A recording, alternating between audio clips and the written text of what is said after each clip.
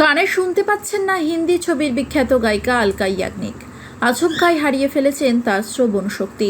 সপ্তাহখানেক আগে বিমান যাত্রা করার পর এই সমস্যার সম্মুখীন হয়েছে গায়িকার। বেশ কয়েকদিন চুপ ছিলেন, কারোর সঙ্গে কথাও বলেননি তিনি। তার খোঁজ না পেয়ে অনেকেই গায়িকাকে নিয়ে উদ্বিগ্ন ছিলেন।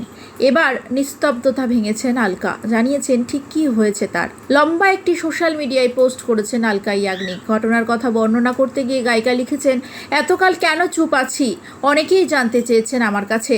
এখন মনে হচ্ছে নিস্তব্ধতা ভাঙার সময় এসে গিয়েছে। আমার অনুরাগী বন্ধু, অনুগামী এবং শুভানুধ্যায়ীদের উদ্দেশ্যে জানাচ্ছি, কয়েক সপ্তাহ আগে বিমান যাত্রা করেছিলাম। হঠাৎই আমার মনে হয় আর কানে শুনতে পারছি না। প্রথমে ঘটনায় ধাতস্থ হতে কষ্ট হচ্ছিল, নিজেকে গুটিয়ে নিয়েছিলাম, এখন কিছুটা হলেও সামলে নিয়েছি।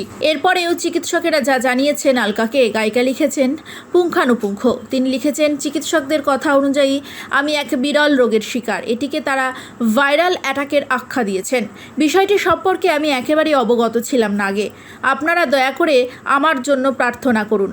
আলকার সেন্সারি নিউরাল সমস্যা হয়েছে, ফলে তার শ্রবণ শক্তি হারিয়েছেন। তার পোস্টের মারফত অনুরাগী এবং অনুজ সহকর্মীদের সতর্ক করতে আলকা বলেছেন, সকলকে বলছি সারাক্ষণ কানে হেডফোন লাগিয়ে রাখবেন না, জোরে মিউজিক শুনবেন না কেউ। আমি জানি আপনাদের সকলের ভালোবাসা আমার সঙ্গে রয়েছে, আর সেই ভালোবাসাই আমার শক্তি। আশা করছি স্বাভাবিক জীবনে ফিরতে পারবো। এই কঠিন সময়ে আপনাদের ভালোবাসাই আমার কাছে সব।